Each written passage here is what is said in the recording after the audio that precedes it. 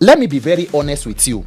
The only hope and confidence of the current ruling class to return in 2027 is electoral malpractice. Yep.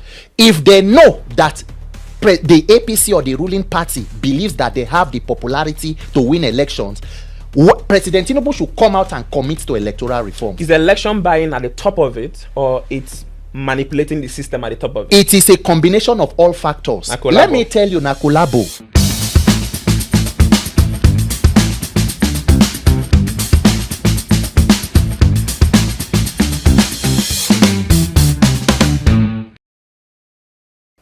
Hi everyone, welcome to Civic Room with Menkiti, where we have conversations not just about politics, but about democratic governance, about accountability, and the reason our democracy must survive.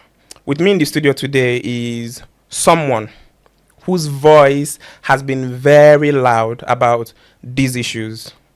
The one and only Peter for Nigeria. Welcome, Peter. Thank you very much. Pleasure being with you, bro. So, I mean, Nigerians are crying out very loudly, not just about election results, but about the structure. Yes. About, how the process even works. Yes. How this election is conducted. So, I think the best place to start is to understand your perspective about what's really happening inside government. Because we can talk for all we care, but if we don't have people inside government who wants to listen, then we need to organize some action to get them to listen. Yes. So do you have a feeling that we have a good number of people inside the government who really cares about civic voices and want to listen to civic voices? The idea or the tragedy will be trying to even understand whether people should listen or why they are not listening. The question will be, why are they not listening and what should the people do for them to listen? Because leadership should be about the people. Once there is a disconnect between the people and the leaders, then there is a problem. So for us to have had a system where we have people in government who are not ready to listen, there is a problem. That is what brings us to where we are today about this issue of elections. Because Nigerians, we have been very angry about a lot of things that are going wrong. But unfortunately, you can be angry for 60 years and counting like we are, and you'll be taking the wrong choices. I say that all the time. Yes, so you can be angry and you are focusing on the wrong things. Because why? We have failed to pay attention to our leadership recruitment process. That is the most important aspect of nation building. So if the people who are there do not want to reform the system because it gives them the opportunity to hold on to power for the sake of power for themselves, the people must now wake up, unite, and assert themselves into the conversation and ensure that we get what we want in the best interest of all of us. Because guess what? There will be no better time. If those who are there are not listening now, if you give more time, more people who will not be ready to listen will find their way in through that crooked system. So the persons who are there must be pressure put on them for us to get the reforms that are needed. Right. That's a very important point. But for us as a people to get involved into the process of amendment, constitutional amendment, whether it's election, judiciary reform, police reform, whatever it is, we have to be invited into the process. Yes. If we don't get invited, then we do it the way that, the way of the protest. We invite ourselves. We invite ourselves to get involved. But isn't that concerning when you have a people who are not even interested in inviting citizens at all? It is not only alarming, it is a deliberate attempt. Vincent, democracies thrive when there is citizens' participation. The idea of democracy is a social contract between leaders and the people, that we will give you power to do something. If you fail to perform, we can take you out and bring other people. What we have today is the democratization of disenfranchisement, politics without the people, because they know that whether you vote or not, INEC can cook up results and announce a candidate. So if you allow that system to continue to stay, the people will continue to suffer. That is why whether they invite you, as we said, or not, the people must raise their voices, because everybody there represents a senatorial district, represents a constituency. So now, and those people come back during campaigns, or they come back at one point or the other, it is for us from the grassroots to mobilize and impress on everybody. Look, if you want to carry out electoral reforms in Nigeria today, you don't even need the people to be there. There are sufficient documents. Mr. Menkiti, INEC said there was a glitch in 2023. Right. Do we know what caused the glitch? How should we not have further glitches moving forward? Why is nobody talking about that 2 years plus down that election? That is the mischief we are talking about. So because they are trying to be intelligent by half, the people must also rise up and decide to be. Look, policies are just promises. Yes. You know, as long as I'm concerned, public policies are just promises, and promises don't get you the reforms that you need. Yes. So when we have a situation where you know, the upload of results to the IREV was a promise. It was not in the law, right? Isn't that part of the issue, that we need to have a situation where we have where we have a law that guides the electoral process, and not just what the INEC tells us that they are going to do? This question is very, very apt and important, because that is the mischief and the very precarious situation we find ourselves. Electronic transmission of results was mentioned in the Electoral Act, but there is high-level mischief on the part of politicians and government, and that is why the issue of elections in Nigeria has taken a multifaceted approach. There is a judicial part of it. Section 60 subsection 5 talks about the presiding officer will transmit the results in a way and manner as prescribed by INEC. Now, did INEC prescribe a way? Yes. Paragraph 38 of the INEC guidelines talks clearly about electronic transmission of results. Professor Mahmood Yakubu and his head of INEC voter education, Barrister Festus Okoye, traveled around the country telling Nigerians more than 100 times about why IREV was the game changer in that election. So, but when it happened and it went to the judiciary said it is not an omission to the Electoral Act. So even when INEC set guidelines for themselves, which are a sub-law of the Electoral Act, the judiciary did not see any need to hold them to their own standards. So there is a judicial technicality part of it, and there is an INEC part of it. So now everybody needs to focus on amending the necessary loopholes so that what is on the guidelines reflects on the Electoral Act, and also the part of the Constitution that needs to be amended to supporting it, to ensure that electronic technology becomes part of the law, and then that server is protected in a whatever is a national or bipartisan basis, devoid of human interference. That is what Nigerians we have been asking for. That is what even our petition to the National Assembly talks about. But the National Assembly and politicians somehow, including INEC, are no longer mentioning electronic technology in the use of election, which was brought by after Professor Jega, the same Professor Mahmood, in an INEC position paper he wrote talking about technology. So I mean, let's slow down a little bit and then ask ourselves the question of, is INEC's independence a question?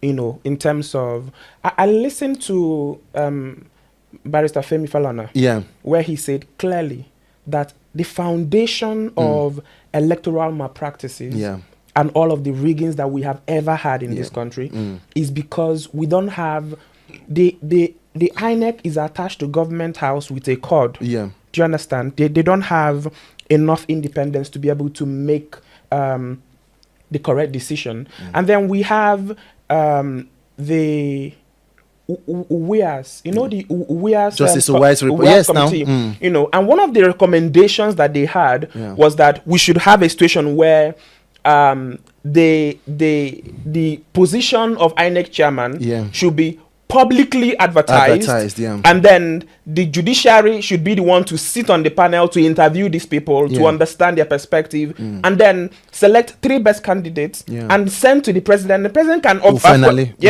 pick one person amongst it. Why hasn't this been visited by any government, including Goodluck Jonathan? He never visited it. He never tried to implement it. Vincent, as beautiful as this may be and, you know, sound, let me be honest with you that the problem of elections is not just about laws. Good laws are as good as the people who implement them. We have a human issue and a human perspective. Part of our recommendations to National Assembly is also the appointment of the INEC chairman, not being the sole responsibility of the president. But let us be honest, between you and I, the best of man is man. Anybody can decide to be anything. Even if anybody decides to recommend the INEC chairman, or if you put it open for election, it will become another issue of electoral malpractice. It can. It can. And if the person goes there who releases the funds to running the institution? It is still government. So anybody can decide to say, I will pick the INEC chairman, and then the person who is providing the funds or resources will say, we will frustrate you until you bend to or dance to our tune. That is why the issue of technology became important, to reduce human interference as much as possible. Where from the INEC situation room, from the polling unit, all stakeholders, including political parties, have people involved. From voter registration as it is going on now, sanitizing the INEC voter register, to the transmission of those results.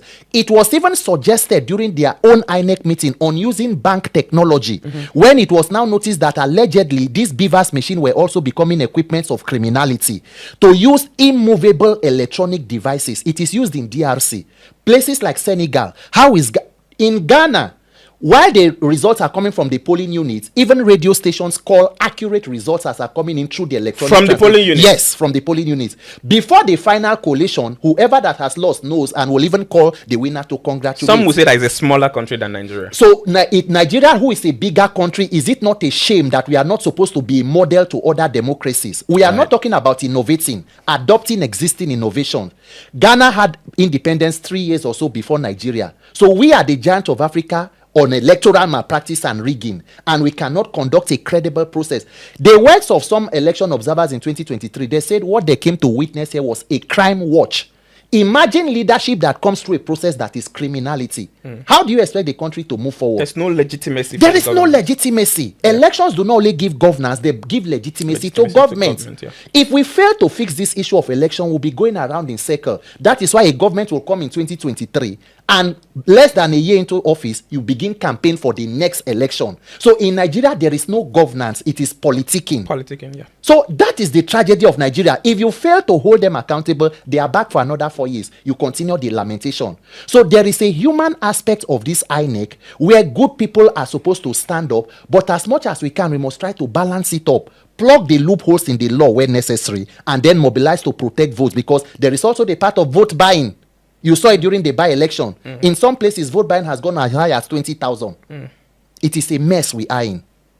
I mean, and you know, IAGA released a report where they say that 2027 is going to be the most monetized elections ever. Yes. You know, given the way that this government is actually moving money, right? What is your response to that in respect of the fact that we are going to have new voters in 2027? Yes. Right? 60% of Nigerian voters, or maybe just a little bit under that, are young people. But then in 2019, we had about 40% of registered voters, you know, voting in the election. In the last election, it was about 27%, right? So we have higher number of registration, but lower number of actually people who go to vote, right? Is it that people are losing confidence in the system, or voter apathy is spreading amongst young people? It is not even just a matter of whether people are beginning to lose confidence. Nigeria do not believe in that process we call elections, those events we hold every year now and then. According to the INEC data in 2023, about 93 million people registered to vote. Right. 87 million plus went to receive PVCs. Right. Less than 30 million people came out to vote. Yeah. Why did more than 50 million people go through the stress of registering, collecting PVC, and refusing to come out to vote? Is it that their votes were not counted in the system, or they didn't actually come out? I mean, from the INEC record, 50 million people above stayed away from the elections completely. Right. So the question is, in fact, more people came out to vote in elections that brought Shagari in 1979 than are coming to vote for a president than are coming out in 2023 to vote in Nigeria's election. Right. Because we have seen how progressively the elections are becoming more of a criminal event. And talking about what Yaga talked about, look, let me be very honest with you. The only hope and confidence of the current ruling class to return in 2027 is electoral malpractice. Yep. If they know that the APC or the ruling party believes that they have the popularity to win elections, President Tinubu should come out and commit to electoral reform. Is election buying at the top of it, or it's manipulating the system at the top of it? It is a combination of all factors. Let me tell you, Nakulabo, Do you know that the chairman Senate Committee on INEC used to be Senator Sharafadin Abiodun Ali from Oyo South Senatorial District? He was taken out of them when they started this issue of INEC electoral reform and all, and replaced with guess who? Yours truly, Senator Simon Bakula Long, the former governor of Plateau State, who, by the way, incidentally, is the former DG of Tinubu's campaign in 2023. So why people are talking, including the late President Yar'Adua, admitted that the elections that brought us are flawed. We want to improve on them. Unfortunately, he passed. Jonathan took it a step further and signed the 2010 or 2011 Electoral Act. President Tinubu is the only president in modern history who has never come out to talk about elections or the integrity of that process. But guess what? He claims to be a person who supported the June 12th mandate of MK Abiola, honoring even his late wife. Mr. Vincent, what was the foundation of June 12th? Free and fair elections. Right. When we did not even have this level of technology. So more than 30 years ago, Nigerians were able to elect a leader in a process that was seen to be seemingly free and fair. 30 years later, we cannot be able to organize an election, and the president cannot come out and say, I commit that one man, one vote, and the vote of the people will count. If you see that kind of mischief, the people must wake up and insist that our vote must count. You know, it's not just about the technology, it's also about the human beings who are in charge of the technology. Yes. So we can design the best, the most beautiful beavers. Yes. And if the people who are operating it are not in the right... if they are compromised, right. Yes, we are in trouble. A lot happens. If you go and look at the salary structure of INEC staff, there is a lot that is going on. True. How much are their salaries? How much are they paid? True. There are allegations that sometime now, even if you visit the IT department of INEC right now, there could be no electricity to power the office. So it is a lot that is going on. The head of the INEC IT department, he was moved before that election to go and head the admin department in Enugu, and somebody from planning or monitoring was moved to the IT department. What have they come out to say? If we spend more than 300 billion on a process and it fails, when we say electronic technology was the game changer, where is the value for money? The normal no thing, for the money. Easiest thing should be, let there be an inquiry to why this thing didn't work. Yep. So why is it that nobody from the government is interested in saying, INEC, hold on? Because it's not the You president's can't priority. receive this amount of taxpayer money on one to deliver on one issue, and on the day it fails.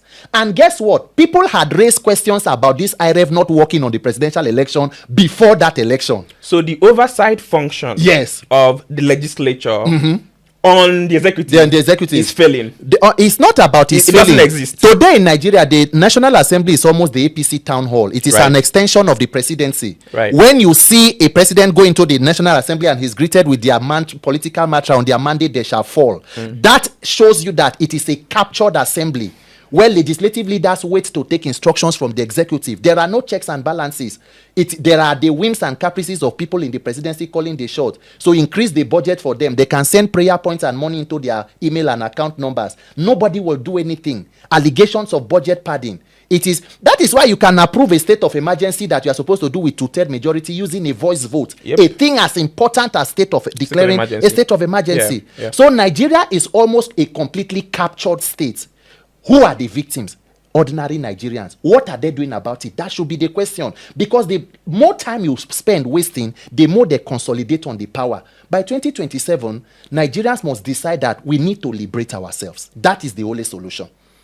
In election terms, 2027 is tomorrow morning. Yes. And young people are listening to you and they're wondering, the system is failing. Yeah. The politicians, the government is not interested. What do we do? How do we start? Where do we even begin to challenge a system that is now even using poverty as a weapon against the people? What we must know is that as human beings, we must never give up or lose hope.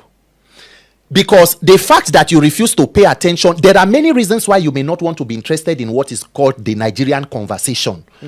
But the fact that you decide not to pay attention, you can still be a victim of a system you fail to pay attention to. True. Nigeria can happen to you whether or not you vote or you do not vote.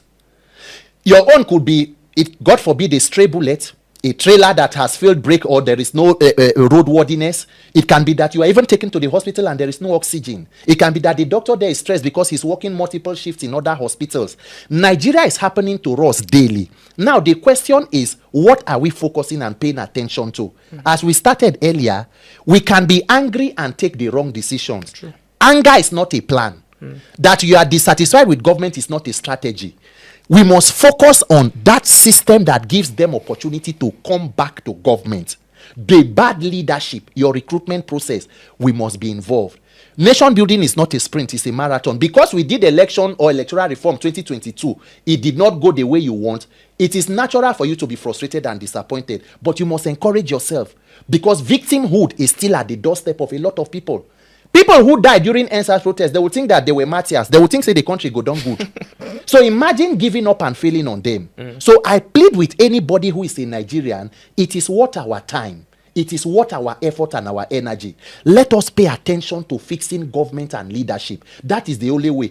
It will be tough, but it is always impossible until it is done. The major thing you need to know is that we are being afraid of a people who are afraid of us. How many are the people holding Nigeria hostage? Calculate the entire political class as against how many million people. So we must make 2027 the people's opposition. It is people, evil leadership against a people who have endured bad governance for years. We must make it about ourselves. When I speak with leaders in the civil society sector, what I understand is that the NSAS, 2010, 20, yes, it's part of the reasons why young people feel like, okay, we go to the street and then we get killed again. What's your response to young people like that who are thinking that, we actually need a strong protest against these people who do not want to listen to our pleas for a proper electoral reform? What is your response to them if they are scared about the repeat of 2010-20? Because Nigerian leaders always know how to be mischievous and bring about double standards, let us be very clear that we are peaceful Nigerians. But we believe that the right to peaceful assembly and protest is a fundamental democratic right, and we as Nigerians must exercise that right to make our points heard. For a person who is concerned about what happened in 2020 as NSAS, where people were killed, do you know that because your family member was killed from NSAS, maybe bullets, it does not mean you too cannot die from Nigeria's problem? Absolutely. So it is not an issue of something happened, so we decide to look the other way.